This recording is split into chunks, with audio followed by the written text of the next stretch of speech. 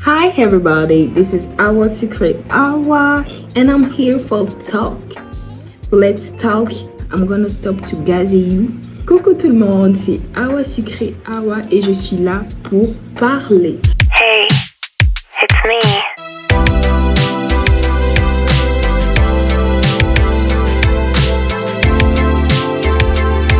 On va continuer sur le sujet qui est la puberté et comme je vous disais la dernière fois, je vais m'étendre sur les conséquences d'une grossesse précoce. Nous allons parler des conséquences d'une grossesse précoce. Je sais, tout le monde sait de quoi il s'agit quand on parle de grossesse précoce, mais comme je tiens toujours à préciser, j'apporte ma pierre à l'édifice, j'apporte mon expérience, ma perception des choses. So you know what I mean? Je veux pas des ouais mais non, mais je parle à propos de mon expérience. Du coup, je vais arrêter de bouger comme ça parce que ça devient ridicule. Donc, sans plus tarder, on va rentrer dans le vif du sujet. Let's go! Je tiens aussi à m'excuser parce que j'ai changé le format de la vidéo. Une collègue, voire une amie en devenir, m'a clairement expliqué que le format que j'utilisais n'était pas le bon. Il était plutôt le format short utilisé sur YouTube. So, comme je veux lancer ma chaîne, il ne faudrait pas que j'utilise le format short alors que je vais faire un format long. Et je voulais m'excuser pour le format, je vais m'excuser pour le make-up pété, éclaté que j'ai fait la dernière fois dans la dernière vidéo, juste parce que j'arrivais pas bien à voir avec les lentilles que j'avais, comme c'est le cas avec ces lentilles là. Mais comme je suis une forceuse, je vais forcer jusqu'à ce que ça fonctionne et ça va fonctionner. J'espère que cette fois-ci le make-up sera bien. Vous avez même remarqué que j'avais pas pu coller les cils tellement j'étais like oh my god, what did I do now? Du coup je pouvais pas coller les cils, j'ai préféré like abandonner et puis voilà, faire genre ce que je voulais faire alors que c'était pas ce que je voulais faire. C'était éclaté vraiment pour moi. Ma perception c'était que c'était éclaté parce que c'était pas ça le rendu auquel je m'attendais. Bon, on y va. Quand même, est-ce que tu as notifié quand même que le truc là va bien? Pour la petite histoire, ma grand-mère a exactement la même couleur d'yeux et à chaque fois je lui dis que toi, au lieu de nous refiler les yeux là pour qu'on puisse un peu influencer les gens, tu fais quoi? Pendant que les autres étaient en train de donner des gènes d'influence, hein? Toi tu faisais quoi? Moi ce que je voulais c'était ça. Mais bon, on peut pas tout avoir dans la vie. Il m'a déjà transmis son charme et son gros front. Du coup bah voilà. Aujourd'hui j'ai réussi à coller sans problème. Et du coup on va continuer. Une fille enceinte, dans le cas de grossesse précoce, ce qui se passe dans sa tête, c'est qu'elle ressent tout de suite la peur. La première chose qu'elle ressent, c'est bel et bien la peur. Parce qu'il n'y a pas d'information, elle ne sait pas ce qui se passe dans son corps. Et ça, c'est si elle a découvert la grossesse à temps. Parce que dans la plupart des cas, c'est un déni de grossesse qui se fait. Et la grossesse ne se découvre pas au moment optimal. Selon moi, la grossesse se découvre à un moment déjà avancé, 5 mois, 3 mois, ce qui fait en sorte de, après, créer une vraie peur. Qu'est-ce qui se passe dans mon corps? Pourquoi je sens une boule? Pourquoi je vomis? Mais il y a toujours ce petit truc-là du secret. Parce qu'on a peur, on sait très bien que les parents jettent souvent ici la phrase « Si tu tombes enceinte, je te jette de ma maison. Si tu m'attends, je te jette de ma maison. Personne ne peut être enceinte chez moi. » Des trucs comme ça. Et du coup, l'adolescent a vraiment peur de ce qui se passe dans son corps, des répercussions que ça pourrait avoir dans sa vie de famille. Très bien séché. Et de la suite, quoi. Vu que la personne, l'adolescent, le pubère est pas informé, peu informé, ce que vous voulez. Du coup, ça cristallise une espèce de peur morbide d'être découverte.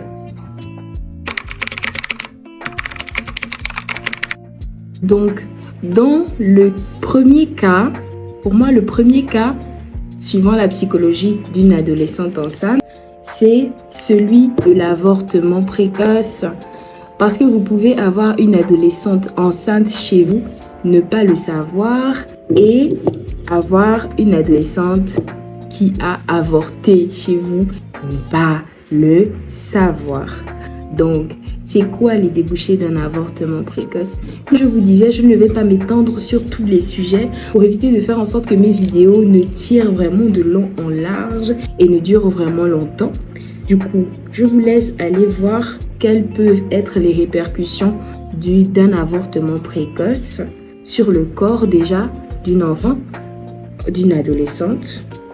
Et ensuite, je vous laisse aller chercher quelles peuvent être les répercussions psychologiques pour une adolescente qui fait un avortement précoce. Pour moi, il y a un âge pour avorter, il y a un âge pour se lancer. Vous voyez, c'est une action réservée à une certaine tranche d'âge. Donc, je prends le cas de l'avortement. Si vous voulez, dans la prochaine vidéo, je vais m'étendre sur l'avortement précoce et faire une vidéo dessus. Mais pour l'instant, pour le moment, le thème, c'est les conséquences d'une grossesse précoce. Donc, je vais vraiment m'étendre seulement dessus. Mais je vais parler déjà dans les conséquences d'une grossesse précoce et un avortement précoce. Je laisse ça comme ça. Et je vais continuer avec la prochaine conséquence qui est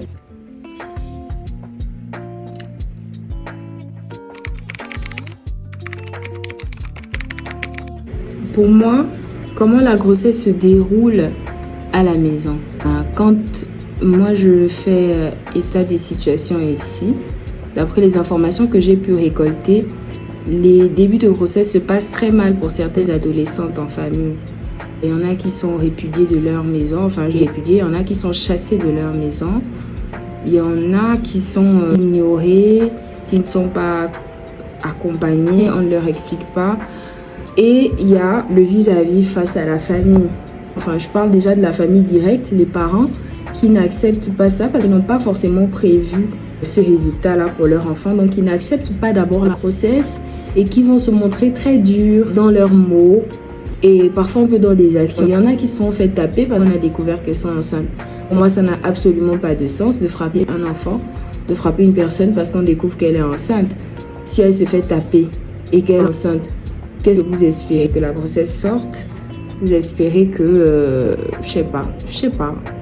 En tout cas, c'est quoi? Je sais pas les expectations. Je sais pas ce qu'ils espèrent derrière en faisant ce genre de choses. Mais sous l'effet du choc, souvent ça se passe. Mais alors là, pas du tout bien. Pour ma part, dans la famille, l'enfant sujet à la grossesse est plutôt mis à l'écart, est plutôt pointé du doigt. Vous allez avoir des réflexions qui vont fuser comme ne faites pas comme tel a fait une bêtise. Et là, ça devient encore troublant, encore plus frustrant parce que l'enfant est consciente qu'elle est enceinte. À l'école, c'est la même chose. L'enfant va être sujet à certaines petites discriminations, certaines petites railleries via les professeurs. Et déjà, pour ma part, ce que j'ai pu observer, il n'y a pas un système d'encadrement pour les jeunes filles enceintes en fait. Tu es enceinte, tu es traitée comme toutes les autres filles. Bon, à l'exception de certains profs qui vont bien sûr te dispenser du cours de sport, mais ils vont pas venir tenir en compte ton état psychologique, se dire que bon, elle est enceinte, elle est certainement une mise à l'écart chez elle, c'est certainement difficile pour elle.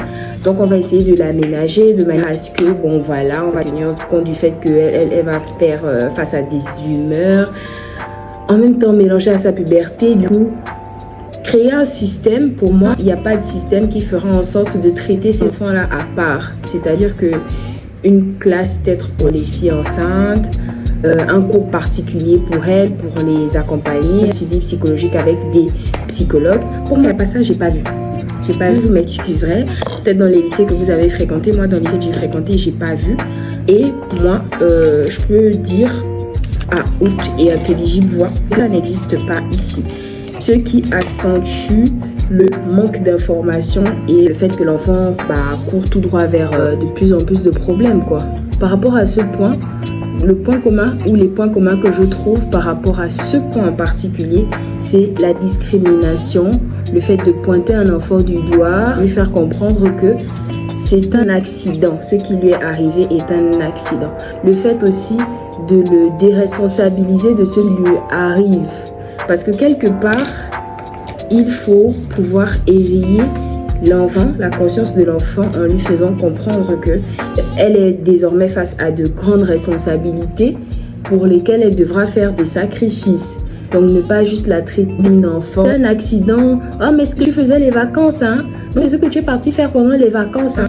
Ne pas faire des blagues auto-centrées sur le sexe. Plutôt chercher à encourager l'enfant de manière à lui faire comprendre que ce n'est pas parce que tu es enceinte que tu ne peux plus prendre. C'est pas parce que tu es enceinte que tes cours ne vont pas fonctionner. C'est pas parce que tu es enceinte que tu vas échouer. Au contraire, à l'école et à la maison, quand une fille est enceinte, on la traite d'emblée comme si son année scolaire avait déjà été bafouée. C'est quelque chose qui se ressent plutôt.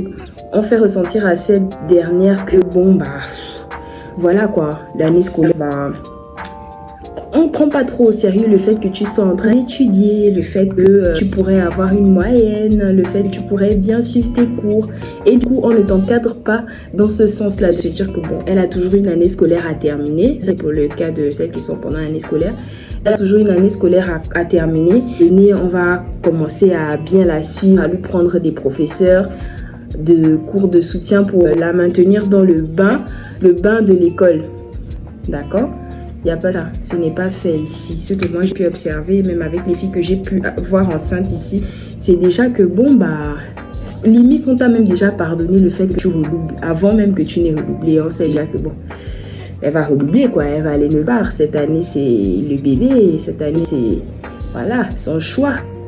Elle a fait le choix cette année de redoubler, mais on va limite lui pardonner. Du coup, on est déjà prêt à mettre le fait que tu aies une année scolaire d'échec. On est déjà prêt à balancer ça sur la grossesse et se dire que c'est parce qu'elle était enceinte. Ou bien il y a même des filles qui disent que j'étais enceinte pendant ces dons, j'arrivais pas à suivre mes cours et tout. Donc pour moi, il y a un manque de suivi. Il y a un relâchement. Il y a un relâchement qui fait en sorte que l'enfant puisse être déconnecté de ses cours, de sa vie scolaire et donc de ses objectifs scolaires. Cette déconnexion-là, pour moi, est très très très importante parce que c'est dans ce même tournant-là que le futur se décide. Parce qu'un enfant, à partir de là, peut décider d'abandonner les cours par manque de soutien, par manque d'encadrement. Ce qui fait en sorte que, je vous laisse imaginer, pour une adolescente qui abandonne les cours alors qu'elle est enceinte, je vous laisse imaginer ce que ça peut donner comme suite. Donc, on va passer à la prochaine cause, selon moi, qui n'est d'autre que... J'ai préféré terminer le premier, comme ça j'enchaîne directement sur le deuxième, sans tâtonner, sans me dire que je fais quoi, vraiment sans tâtonner quoi. Et l'étape de l'accouchement, qui pour moi elle est une des étapes les plus difficiles, parce que l'enfant, après avoir vécu sa grossesse plus ou moins isolée et plus ou moins pas du tout informé par rapport aux choses à faire, aux choses à ne pas faire, mais plutôt blâmer. Parce que vous avez ces mêmes personnes-là qui ne vous informent pas du fonctionnement, qui vous blâment à la moindre erreur. Alors que dans le fond, c'est elles qui n'ont pas fait leur travail, qui n'ont pas accompli leur mission. Lors de l'accouchement, il y a ce que j'appelle le baptême de feu. C'est-à-dire qu'il y a certaines personnes qui vous attendent, qui ne vous expliquent pas comment les étapes doivent se dérouler, quels seront les déroulements, qui ne vous ont pas préparé, qui ne vous ont pas coaché au tracas de l'accouchement, mais qui attendent que vous passiez par une espèce de petite souffrance pour comme vous faire payer de votre affront. Affront qui pour moi est quasi inexistant, parce que je pars toujours du principe selon lequel si vous ne dites pas à un enfant de quoi le protéger, il pensera que vous avez juste envie de lui mettre une barrière pour l'embêter. Vous avez juste envie de l'empêcher de vivre sa vie de louga. Il n'y a pas de système mis en place pour apprêter une adolescente à accoucher. Il n'y a pas de système mis en place ni à l'hôpital, ni en famille pour expliquer c'est quoi un accouchement, comment expulser. Vraiment, tout se fait sur le tas. Vous allez arriver sur le tas à l'hôpital. Ni la famille, ni les médecins ne vous expliquent comment expulser un enfant de son ventre. Donc, quand vous allez arriver à l'hôpital, vous allez déjà arriver dans une atmosphère dans laquelle vous n'êtes pas forcément habitué à vous retrouver. Il y a des médecins. Pour ceux qui ont déjà accouché ici, vous savez ce que c'est un peu. Vous pouvez tomber sur ce que j'appelle moi des mauvais médecins. Ce sont des médecins tendus qui ne sont pas forcément là pour savoir comment vous vous sentez. Ils ne sont pas forcément là pour prendre tout ça en compte. Ils sont là pour faire terminer leurs heures de garde et rentrer chez eux.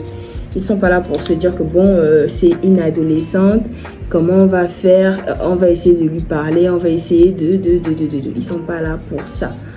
Donc le nom utilisé, je pense à l'hôpital pour les premières grossesses, les adolescentes. Les premières grossesses, c'est les primipares. On les appelle les primipares. Les personnes qui donnent naissance pour la première fois. J'espère que je ne dis pas de bêtises, mais je suis sûre que c'est primipares. Je pense déjà avoir entendu ce terme-là et l'avoir réécouté. Donc, je peux dire avec assurance que c'est primipare, le terme utilisé. Donc, ce qui se passe, c'est que vous allez apprendre sur le tas. Vous allez plutôt vous débrouiller à pousser votre enfant. Et ce qui fera en sorte que l'adolescente qui est concernée va vivre l'accouchement comme plutôt un trauma. Ce ne sera pas une période pendant laquelle elle donnera naissance à son enfant, ce sera plutôt un mini-trauma. Parce que dans la plupart des cas, ne sachant pas comment pousser un enfant, les primipares, on va prendre le cas des adolescentes parce que c'est de ceux dont il est question ici dans ma vidéo, vont pousser avec maladresse leur enfant. Essayer d'expulser leur enfant avec beaucoup de maladresse. Ce qui fera en sorte de créer un blocus au niveau de la séance. Donc, la plupart du temps, on tombe sur des médecins qui pratiquent, comment on appelle l'incision, qui pratiquent une incision au niveau du sexe. Et ce qui fait en sorte que l'accouchement devient un double trauma. Parce que non seulement il y a la contraction qui est hyper difficile à supporter, les contractions utérines qui sont hyper difficiles à supporter. Mais en plus de ça, on est placé dans un cadre où les personnes ne sont pas forcément psychologues, ne sont pas forcément très disposées pour tenir compte des états psychologiques du patient, de la patiente. Ce qui fait en sorte que la patiente se retrouve dans une situation doublement désagréable ou triplement désagréable parce qu'elle va se faire inciser sans même avoir été préparée psychologiquement à une incision. Elle va se faire inciser le sexe et se retrouver vraiment dans un tourment qui n'a pas de fin. L'enfant vient au monde, on met l'enfant dans ses bras. Donc, c'est un enfant qui vient au monde dans des conditions hyper compliquées parce que c'est un enfant qui représente, d'après la société, qui représente son échec, son impolitesse, qui représente le fait qu'elle ne soit pas une bonne enfant. Donc, il y a le risque de rejet de cet enfant, mais je ne vais pas m'étendre dessus. Et quand l'enfant arrive, après le travail, il y en a même pendant le travail, hein, il y a certaines femmes qui vous disent que là tu comprends maintenant pourquoi tes parents te grondaient, tu comprends maintenant pourquoi tes parents te disaient de ne pas faire ça. Hein? J'espère que là tu vas comprendre. Comment on te fait comprendre que tu feras moins la maline maintenant, tu feras moins la maline. Les gens ont tendance à oublier qu'ils sont devant des enfants qui n'avaient pas forcément préparé ça pour leur vie, qui ne savaient pas forcément que ça pouvait déboucher à une grossesse et un accouchement. Parce que si vous avez suivi mes vidéos, dans le début, j'expliquais que les adolescents ont la naïveté de croire que l'accouchement ne les concerne pas forcément. Ils se pensent exempts de cette leçon-là. Ils se disent que bon, l'accouchement, c'est pour papa et maman. Là, c'est pour maman parce que moi, je n'ai pas le corps encore assez disponible. Mon corps n'est pas déjà prêt à avoir un enfant. Moi, je ne suis qu'une enfant. Je peux faire des petites choses là, mais ça ne va jamais aboutir à quelque chose de sérieux. Ça ne peut pas aboutir à un enfant, mais enfin... Je suis qu'une enfant, moi aussi. Du coup, l'adolescent se met à être parlé de cette manière-là. Ce n'est pas fait de manière violente, mais pour moi, c'est une action qui reste très violente. de dire à un enfant, un adolescent qui est dans toute cette phase-là, de lui faire comprendre un peu comme que c'est bien fait pour toi, tu feras moins la maligne, quoi. Ce n'est pas dit exactement comme ça, mais pour moi, quand on image, c'est ce que ça donne. Quand on essaye de mettre un peu les mots, on essaie un peu de développer ces mots, pour moi, ça donne c'est bien fait pour toi, tu feras plus ça la prochaine fois. Voilà. Pour moi, c'est très déplorable ce genre de situation-là, parce que, comme je dis, ce sont des personnes qui restent dans une phase de croissance. Donc, venir, ne pas les encadrer et venir leur dire comme que tout est de leur faute, que voilà, qu'il ferait mieux de se calmer, de venir les intimider comme ça alors que derrière un travail n'a pas été fait en background pour éviter que tout ça n'arrive. Pour moi, c'est vraiment déplorable au plus haut point. Donc, je ne vais pas m'étendre sur l'accouchement parce qu'il y a d'autres points à évoquer. Et on va passer à... Le fait d'être parent adolescent, le fait d'être parent enfant ici, c'est d'autant plus compliqué. Et je pense que c'est pas seulement compliqué ici, hein, c'est compliqué partout. Parce que un enfant, un parent adolescent, c'est déjà quelqu'un qui n'est pas financièrement stable, qui n'a pas de revenus financiers fixes. Et c'est après quelqu'un qui n'a pas maître mot sur la situation. C'est quelqu'un qui vit encore au crochet de ses parents et qui ne peut pas forcément dire oui totalement ou non sur ce qui se passe dans la vie de son enfant. De dire non, mon enfant ne prend pas telle marque de couche, non, mon enfant va prendre telle marque de lait, non, mon enfant va prendre telle marque d'eau. Le parent adolescent n'a pas de maître mot parce que rien ne dépend de lui. Et ce fait-là de le détacher de la situation ou de lui faire comprendre que oui, c'est un enfant, un accident que tu as fait et c'est nous qui devons l'assumer, donc tais-toi. Pour moi, c'est d'autant plus traumatisant parce que déjà, c'est une réalité, c'est un fait. Cet enfant a eu un enfant, mais ça ne fait pas de lui un raté, ça ne fait pas de lui quelqu'un qui n'a pas forcément un mot à dire. Pour moi, le fait de ne pas mêler un adolescent vis-à-vis des décisions à prendre par rapport à son enfant, c'est encore plus l'infantiliser et le détacher de la situation, ce qui fait en sorte que il ne se sent encore pas concerné par ce qui se passe. C'est vraiment, ah, maman a dit qu'on fait, ah, papa a dit qu'on fait comme ça, donc on va faire comme ça. C'est papa qui fait ça, donc machin, papa va faire, maman va faire. Et c'est vraiment quelque chose de très tordu pour moi. On continue de ne pas mettre l'enfant devant l'action, de ne pas prendre l'enfant et lui dire voilà ce qui va se passer, voilà ce qu'on doit faire, voilà comment un parent doit réagir, voilà, tu es maintenant parent. Ça ne veut pas dire que, mais on aimerait que tu prennes des décisions, essaye de faire des recherches sur les marques de lait, d'après toi, quelle est la bonne marque de lait pour ton enfant, est-ce que tu as demandé au docteur, est-ce que, va, fais comme ça, fais comme si. Orienter l'enfant, ça ne se fait pas, c'est vraiment, reste là, va acheter ça, ne m'embête pas, c'est pas toi qui paye les couches de cet enfant, c'est vraiment très un tournant très malsain de la vie d'un enfant ou puberté mal gérée. Parce que puberté mal gérée, grossesse précoce, ici, d'après moi, je prends le cas extrême, le mauvais cas. C'est quelque chose de très, mais absolument tordu. Pour moi, il y a aussi cet aspect de « elle est déjà grande ». Elle est déjà grande. Et c'est là, elle est déjà grande. Le fait, en même temps, les adolescents sont mis à l'écart face aux responsabilités de leur enfant. Ils ne sont pas guidés, ils ne sont pas épaulés, ils ne sont pas accompagnés face à comment faire pour leur enfant, pour le développement de leur enfant. Et en même temps, ils sont mis devant de manière sarcastique. On va dire qu'elle est déjà grande. Elle est déjà grande. En fait, je pense même que c'est la complémentarité. Elle est jetée en avant face à son sort. Elle ne sera plus couvée comme une enfant. On se dit que comme elle a fait un enfant, elle peut déjà affronter toutes les situations de la vie, quoi. Elle peut affronter toutes les situations de la vie. Je ne sais même pas tout de suite quel exemple vous illustrer, mais moi j'ai déjà fait face à ce cas-là. Le cas de elle est déjà grande, qui va encore lui parler, qui va encore lui dire, en tout cas elle est déjà grande. Et il y a aussi derrière ce même aspect du pointage de doigt en famille. Être un parent adolescent, c'est ne plus avoir, pour moi, pour ma petite expérience, c'est ne plus avoir de visite d'amis, ne plus avoir de visite de cousine. Je vais même plus dire cousine qu'amie, parce que dans la famille, il y a quelque chose qui se met en place, un mécanisme malsain qui se met en place. On se dit que toutes les mauvaises habitudes ne peuvent venir que de l'enfant qui a déjà fait un enfant, que leurs enfants sont des saints et que l'enfant, jusqu'à preuve du contraire, qui a emmené un enfant à ses parents, c'est le sujet, la personne sujette à l'accouchement.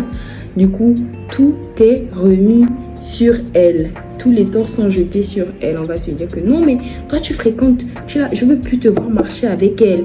Elle a déjà un enfant, elle connaît déjà les garçons, je veux plus te voir avec elle. Ce genre de petites réflexions là qui ne se font même pas discrètes. C'est vraiment quelque chose qui est fait de manière à ce que l'enfant concerné entende et puis comprenne que moi je suis pas un bon enfant, moi je suis pas une bonne personne. Et ça reste intégré. J'ai fait une bêtise, mon enfant, c'était un accident. C'est souvent ces mots-là qui tournent autour de l'enfant dont il est question. C'est vraiment, elle a fait une bêtise, c'était un accident, son enfant, c'était un accident de jeunesse. Vraiment, faire tourner les mots accident et bêtise autour de la venue d'un enfant qui est bel et bien là, pour moi, c'est quelque chose de tout à fait malsain qui peut affecter le lien que la mère pourrait avoir avec son enfant. Vraiment, la mère, dans certains cas, voir son enfant plus comme une erreur qu'un acte de la vie qu'il faudrait assumer et pour qui il faudrait faire certains sacrifices. Cette jeune fille-là n'est pas incitée à passer à l'acte et elle n'est pas encadrée pour grandir. Elle n'est pas prise comme quelqu'un qui a besoin d'aide, qui a besoin de soutien, qui a besoin de réconfort, qui a besoin d'attention et qui a besoin de leçons. Elle n'est pas prise comme ça. Elle est plutôt pointée du doigt, comme je le disais tout à l'heure. Encore et encore, ce qui fait en sorte que son développement est compromis, son développement psychologique est compromis. Elle se dit qu'elle est le mouton noir, elle ne pourra pas avancer. Et ça joue vraiment sur l'identité que l'enfant se fera d'elle-même. Elle va plutôt se mettre en retrait et les mauvais choix vont s'enchaîner pour le plus grand mal de son enfant. Pour moi, l'astuce pour préparer une adolescente qui a eu une grossesse précoce, c'est déjà lui expliquer dans quoi elle s'est mise comme embrouille de manière plutôt douce. Parce que je pense qu'une fois qu'elle aura pris conscience, elle aura pris connaissance du pétrin dans lequel elle est. Je pense qu'elle sera en quête de solutions pour pouvoir atténuer ces circonstances, pour pouvoir atténuer les futures circonstances dans lesquelles elle devra se retrouver, pour pouvoir prendre les devants et continuer d'avancer malgré les déboires que pourrait lui apporter la situation. Donc pour moi, c'est déjà lui expliquer, faire un plan d'attaque de la vie pour elle, lui proposer des options qui pourraient l'empêcher de tomber dans l'abîme du catalogue de la fille ratée. Pour moi, c'est déjà lui proposer ça, lui proposer des cours, lui proposer de toujours la suivre à l'école, lui proposer d'être toujours avec elle pour l'épauler, lui faire comprendre que la vie ne s'arrête pas là, que sa vie n'est pas pour autant bafouée, sa vie n'est pas foutue parce qu'elle va avoir un enfant, que c'est une phase, c'est la conséquence de certaines actions qu'elle a posées, c'est la conséquence d'une précipitation ou de plusieurs précipitations, ou la conséquence d'un mauvais encadrement, mais il y a toujours une solution pour avancer. Lui faire comprendre que bon, c'est pas la fin du monde, tu vas pas mourir pour ça, voilà ce qu'on va faire, voilà ce qu'on va faire. Toujours dans un élan de complicité, hein, parce que à la base, c'est votre enfant. Donc si c'est votre enfant, c'est que vous voulez permettre à votre enfant d'évoluer, de grandir, de saisir des opportunités, d'avoir la possibilité de toujours avancer sans jamais baisser les bras. Selon moi, aucun d'entre vous n'a envie d'avoir un enfant qu'il va mettre à l'écart de la société parce que cet enfant n'a pas su capter X ou Y fonctionnement ou n'a pas été informé de X ou Y choses. Pour moi, tout le monde, tout parent ne veut que le bien de son enfant. Donc pour moi, un parent qui veut le bien de son enfant doit au plus encadrer son enfant de manière à ce que son enfant puisse débuter dans la vie active sans pouvoir être considéré comme un poids, être traité comme un poids, comme quelqu'un qui est complètement foiré. Ça, c'est de 1. Et de 2, moi tout de suite, si je pouvais parler à une adolescente, qui qu'elle soit, je lui dirais par rapport à la psychologie d'une adolescente enceinte, je lui dirais de trouver une tata avec qui elle sait que son papa ou sa maman s'entend très bien en fonction de la personne qui pourrait être apte à recevoir la nouvelle en première position, d'aller voir le tonton ou la tata, lui expliquer la situation et chercher à ce que il ou elle fasse à son tour le travail d'aller vers le parent pour lui exposer la situation de manière à ce que les choses se passent en douceur. Parce que je n'ai jamais conseillé à une adolescente, enfant, une personne de moins de 22 ans, d'avorter. Je ne vais jamais conseiller ça à quelqu'un. Si le processus de pilule du lendemain a foiré, si le processus de pilule contraceptive, traitement contraceptif a foiré, je pense que la solution, c'est de toujours se tourner vers un membre de la famille qui pourrait bien évidemment vous écouter et vous aider à avoir le réconfort dont vous aurez besoin tout au long de cette période. N'hésitez surtout pas à poser des questions, n'hésitez pas à expliquer bien que ce n'est pas la situation dans laquelle vous aurez souhaité vous retrouver. Voilà, de bien faire les choses avec les parents malgré la situation. N'ayez pas peur de vous rapprocher de ceux qui pourraient vous aider parce que en gardant le silence que vous faites, c'est agrandir la possibilité de vous faire rentrer en conflit avec vos parents. Plus vous gardez le silence, plus vous êtes là, vous dites moi je suis liée à personne, je vais garder mon secret. C'est vrai, c'est très facile de dire à un adolescent de partir comme ça que ouais, va voir tes parents. Mais on connaît tous la réalité ici. C'est pas facile d'aller voir ses parents et dire ah maman, écoute, je suis enceinte. C'est pas facile. Ça, je sais, c'est pas facile. Mais je sais aussi par expérience que la solution, c'est toujours de parler à un parent proche. Funny fact, moi, quand j'ai eu ma grossesse précoce, c'est ce que j'ai fait. Enfin, c'est pas exactement moi qui l'ai fait. Parce qu'elle m'a vue, ma tata, c'est la plus jeune de mes tantes. Elle m'a vue et elle m'a dit que, mais attends, toi, depuis quand tu as de la poitrine comme ça, depuis quand tu as de la poitrine, qu'est-ce qui se passe? Qu'est-ce qui se passe en fait? Qu'est-ce qui se passe? C'est quoi les bails, madame? What's going on with you? Depuis quand tu me dépasses la poitrine parce qu'elle a une poitrine assez généreuse, elle me disait que non, c'est pas possible. Tu vas avoir une grosse poitrine comme ça. Il y a forcément anguille sous roche. Et j'étais là en mode non, mais non. J'avais déjà 5 bons mois.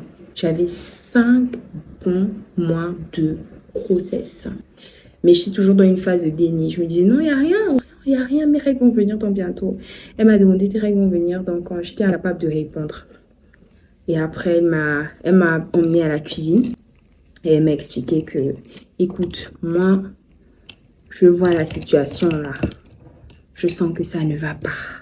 Comme c'était pendant une fête, ce qu'elle m'a proposé, c'est que la fête termine et qu'après, on se retrouve et qu'on en parle tranquillement. Elle a vu mon silence et s'est dit que si la petite ne parle pas, c'est qu'il y a anguille sous roche. En fait, c'est que ce qui est ça, c'est ça. C'est ça qui est ça, c'est ça. Il y a ça. En tout cas, c'est là. Donc, elle m'a dit comme ça que bon, tu vas passer à la maison, on va parler, on va bien s'expliquer. Et après, on va voir comment faire.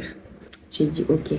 Non, je pense que c'est même le même jour que je lui ai dit. C'est le même jour que je lui ai dit que ouais, mais ça fait 5 mois où je ne vois pas mes règles, mais ça va venir. Parce que des fois, ça me fait ça. Ça peut passer un bon moment sans venir, mais ça finit par venir. Elle me dit que le plus grand temps que tu as passé sans avoir tes règles, c'est combien? Je lui dis, bah, 1 mois. 1 mois.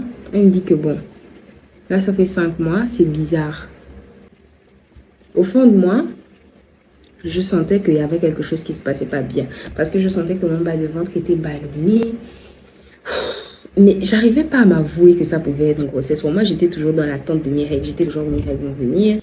Mes règles vont venir. Et j'avais vu un documentaire à la télé qui parlait de l'avortement illicite. L'avortement illicite, c'est d'aller se procurer des médicaments qui sont interdits de vente sur le territoire ou alors qui sont interdits d'usage sur le territoire, usage abortif.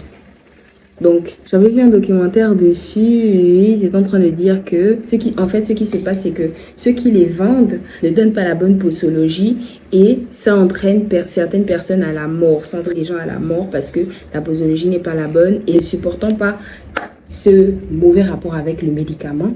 Les jeunes filles décèdent, qu'il y a effectivement des jeunes filles qui décèdent d'avortements clandestins dû à ces médicaments-là. Donc j'ai vu le documentaire et j'étais là en mode oh, avortement. Mais j'étais dans ma tête, je me disais si je suis enceinte, je vais avorter. Je vais avorter, je sais pas comment je vais trouver des sous, je sais pas comment je vais faire, mais je peux pas garder un enfant, c'est pas possible. Je ne suis qu'une enfant. Je peux pas avoir.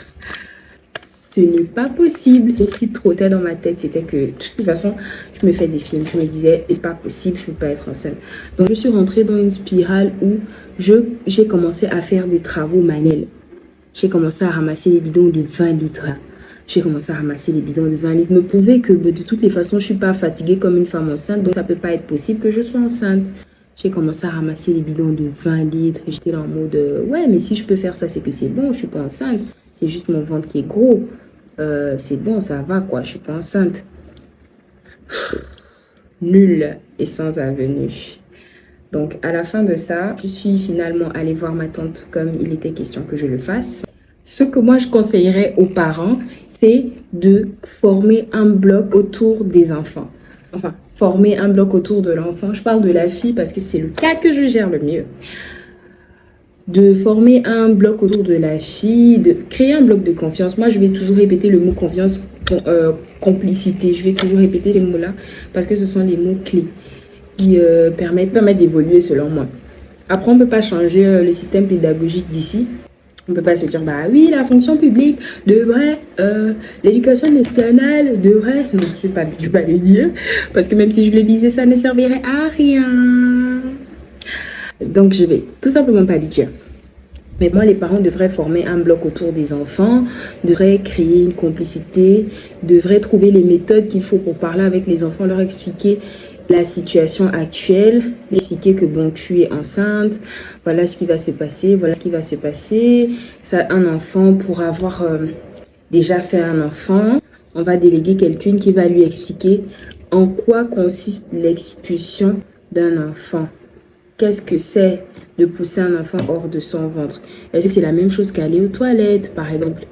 Est-ce que c'est la même chose qu'aller aux toilettes? Est-ce qu'il y a une façon spéciale d'expulser l'enfant hors du ventre? Lui faire un coaching total de manière à ce que l'accouchement ne soit pas vécu comme un trauma. Parce que ça ne sert à rien de traumatiser une jeune mère sur l'accouchement. C'est quelque chose de naturel, c'est quelque chose de normal. Donc, faire en sorte que la chose se passe dans le plus grand des calmes et dans l'atmosphère le plus simple possible. Par rapport à l'accouchement, je tiens vraiment à appuyer que il est très important de dire à la personne enceinte comment l'accouchement se passe. Parce que vivre une incision sans avoir été préparé psychologiquement, ce n'est jamais bien. À quel moment vous dites que bah, je vais laisser ma fille aller accoucher et puis bah, si elle ne s'est pas poussée, on va l'aider, on va lui mettre un coup de bistouri. À quel moment vous dites que ce serait bien pour la psychologie et le développement psychologique de votre enfant? C'est une vengeance? Est-ce que ça en vaut la peine? Est-ce que je suis en train de me parler seule chez moi? Oui, non, oui, non, je ne sais pas, je vous laisse répondre. Donc pour moi, la solution, c'est de vraiment expliquer. Parce que le fait est là. La personne est enceinte. Pourquoi nier l'évidence? Pourquoi vouloir punir l'enfant? Pourquoi? Ça ne sert à rien. La solution, c'est de plutôt épauler l'enfant, l'instruire sur la situation actuelle et lui faire bien comprendre quelles sont ses responsabilités, quels sont les enjeux et quelle est la direction qu'elle devrait prendre. Il n'y a pas plus obéissant qu'une enfant qui vient d'avoir un enfant. Il n'y a pas plus obéissant que cet enfant-là. Je sais de quoi je parle. Le fait d'être parent, étant enfant, nécessite de réveiller cette conscience-là auprès de l'enfant, dire à l'enfant que bon, voilà, ça c'est le lait. Moi, je pense qu'on devrait donner ça. Qu'est-ce que toi, tu en penses? L'eau est là, machin. Il faudra que tu fasses un boulot de vacances pour apprendre c'est quoi acheter des produits pour son enfant parce que c'est ton enfant, c'est pas ton petit frère, c'est pas ta petite soeur. Parce qu'il y a ce cas de figure-là où il y a certains adolescents qui n'assument pas le fait d'être parents, qui disent c'est mon petit frère, c'est ma petite soeur. Il faut de plus en plus mettre l'enfant dans les bras de l'enfant.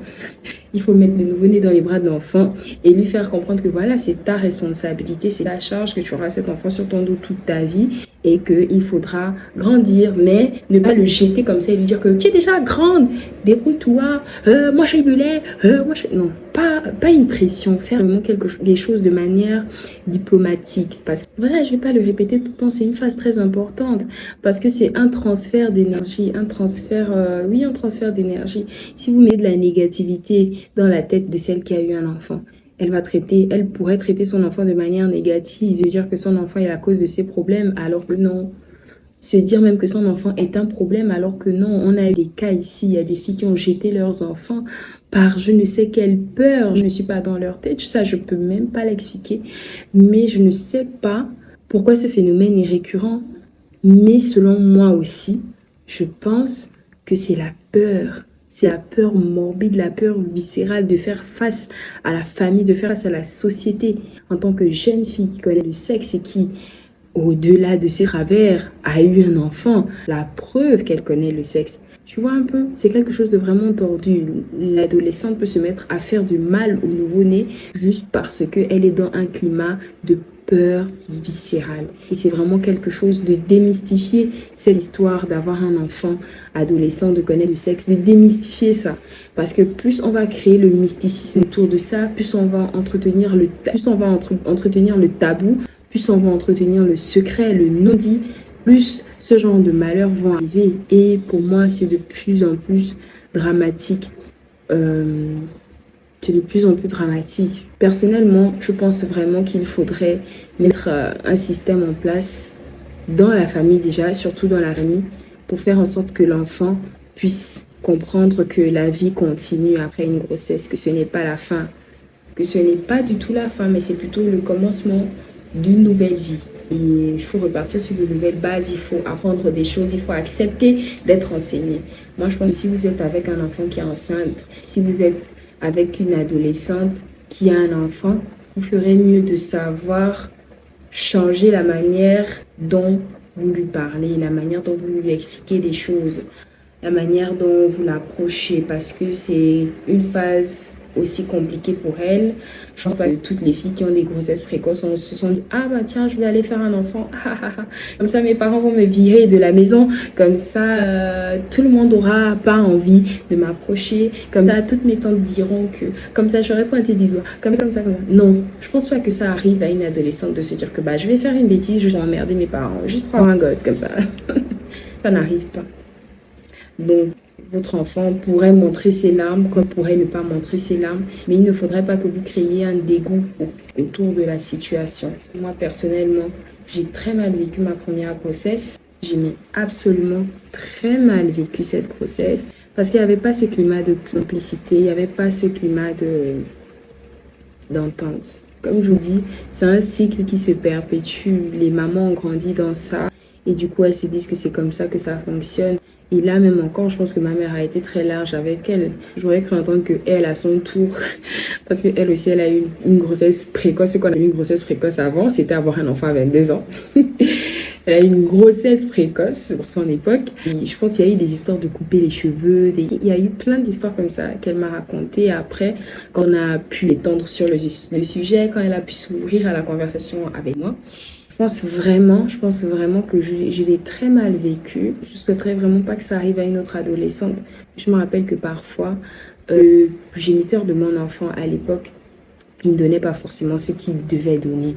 Il avait les moyens de donner les sous, mais j'ai l'impression qu'il faisait comme bon, elle vit avec sa mère va acheter. Et c'était une autre pression qui retombait sur moi parce que ma mère me criait dessus. Ma mère me faisait clairement comprendre que j'étais dupée, que lui travaille, que lui il a une vie et que moi je n'ai rien, que je suis même pas capable de nourrir mon enfant. Mais ce n'était pas fait de manière douce, c'était vraiment dans des cris et en même temps j'avais l'enfant qui pleurait parce que l'enfant ne... Imaginez, faites-vous un peu le dessin de l'enfant pleure parce qu'elle prend pas du lait du sein. Du coup, elle a faim, elle prend pas encore de nourriture. Ce qu'il lui faut, c'est du lait en poudre. Le gars n'est pas venu, n'a pas envoyé les sous depuis déjà 5 ou 10 jours. Et la mère est obligée de prendre dans son budget pour acheter du lait à l'enfant, chose qui n'est pas forcément prévue parce qu'elle n'avait pas prévu d'avoir un enfant. Hein. Et à un moment, la pression monte et la personne a grandi. C'est la personne qui est devant nous. On se dit que c'est de ta faute. Tu vois ce que tu as fait, machin, des trucs. J'ai entendu des trucs horribles, mais aujourd'hui, j'ai complètement tourné la page parce que ma mère et moi, on a pu faire le deuil de tout ça. On a traversé des moments qui nous ont solidifiés, qui l'ont fait grandir et qui m'ont fait grandir moi aussi. Mais avant ça, c'était vraiment l'orage, quoi. L'orage, et c'est vraiment terrible. C'est une des raisons qui me pousse même à venir ici, m'asseoir tous les soirs et faire des vidéos devant la caméra. Parce que je me dis que si je peux éviter à un parent d'être désagréable envers son enfant, si je peux inciter un parent à trouver le moyen d'aborder son enfant. Parce que moi, je suis cette petite fille-là qui a eu un enfant avant l'âge, qui a été mis de côté par certains membres de la famille, qui a été pointé du doigt, qui a été sous-estimé. Je suis bien cette petite fille et je sais de quoi il s'agit. Je sais que c'est très difficile de partir de cette base-là lorsqu'on est au plus bas comme ça, de se relever et de se dire je peux faire ci, je peux faire ça sans l'aide de ses parents. C'est difficile cette prise de décision-là. Il faut vraiment être fort psychologiquement pour pouvoir traverser ça et se dire je vais avancer, je vais faire. Et voilà pourquoi moi je me dis qu'il faut inciter les parents à se recentrer sur leurs enfants. À partir du moment où votre enfant fait un enfant, c'est là où vous devez encore plus vous concentrer sur cet enfant-là et non pas le laisser. Vous la laissez genre, elle a fait un enfant, qu'elle se débrouille. De toutes les façons, il y a le père de son enfant. Non, pas du tout. Parce que ce sentiment de ne pas, elle aussi, pouvoir donner quelque chose à son enfant, c'est atroce, c'est horrible, c'est l'enfer. Tu t'imagines ton enfant en train de pleurer parce qu'elle a faim et tu n'as même pas un seul billet pour lui acheter une putain de boîte de lait ou de bidon d'eau ou de bouteille d'eau pour qu'elle boive au moment où qu'elle mange. Et en même temps, il faut supporter qu'elles sont en train de pleurer et que ta maman soit en train de crier sur toi. Vous imaginez un peu la pression psychologique dans laquelle pourrait se trouver votre enfant. Ça pourrait créer une dépression. Ça pourrait créer vraiment un dégoût envers l'enfant de rejeter parce que vous lui transmettez une énergie négative. Elle se dit que ma mère me gronde et elle regarde l'enfant. En fait, on me gronde à cause de l'enfant. Donc, du coup, cet enfant me fait chier. Ça peut arriver. C'est la réalité qu'on ne doit pas fuir. C'est la réalité devant laquelle on ne doit pas fermer les yeux. Le transfert d'énergie est bien là. Si vous donnez des énergies négatives à votre enfant par rapport à son accouchement, bien évidemment qu'elle pourrait transmettre cette énergie négative et se dire que tout ça c'est parce qu'il m'a enceinté, tout ça c'est parce que machin, si j'avais pas eu cette grossesse, je serais pas dans cette situation. Mais pourquoi créer ce sentiment-là de regret devant un être humain? Parce qu'il y a un autre être humain qui rentre en jeu. Pourquoi faire culpabiliser la mère, la jeune mère par rapport à son enfant? C'est un enfant qui est déjà là, c'est un être humain. C'est un cœur, c'est un cerveau, c'est une personne, c'est un esprit, c'est une âme. Pourquoi créer encore ce sentiment-là de oui, tout ça c'est parce que j'ai eu un enfant, mon enfant m'emmène des problèmes. Pourquoi laisser ce sentiment-là naître? Quelque chose qui n'est pas du tout bon. Heureusement aujourd'hui j'ai le soutien de ma mère pour l'instant. Je me dis que c'est la chose à faire, c'est le combat à mener quoi. C'est le combat à mener. J'ai d'abord préféré parler des conséquences d'une grossesse précoce, mais après je vais m'étendre sur les conséquences d'une vie sexuelle active précoce et du désordre sexuel ou encore du libertinage. Merci beaucoup d'avoir regardé ma vidéo. J'espère qu'on sera là la prochaine fois. J'espère que vous serez satisfait du contenu que je vous propose, et que la prochaine fois, ce sera meilleur qu'aujourd'hui. Donc, je vous envoie plein de bisous. Je vous envoie plein d'énergie positive, plein d'amour, plein de bonnes choses, plein de bonnes ondes. Stop. Tu veux passer ma vidéo, pourquoi? Dis-moi pourquoi tu veux passer ma vidéo. Genre, tu as fini de regarder ma vidéo et tu veux pas liker, tu veux pas partager. Genre, tu t'en ailles, tu t'en fous. Tu sais à quelle heure j'ai tourné la vidéo là? Ne viens plus regarder. Ne viens plus regarder. Non, ne viens plus regarder. Pour moi, je préfère clairement que tu continues de swiper que de rester là, de visionner, de ne pas partager, de ne pas commenter, de ne pas me donner ton avis. Vraiment, tu as regardé jusqu'à la fin et puis tu fais que tu passes toi-même. Tu regardais jusqu'à la fin, tu ne dis rien. Non, c'est pas ça le but. Le but, c'est de créer une chaîne, de faire en sorte que le message puisse passer. Faites passer le message, faites passer le message. Faites passer le message, faites passer, oh. Assez discriminé, discriminé, mais pas joué. Discriminé, mais pas joué. Est-ce qu'on dit mais pas joué? En tout cas, faites passer le message. Bye bye.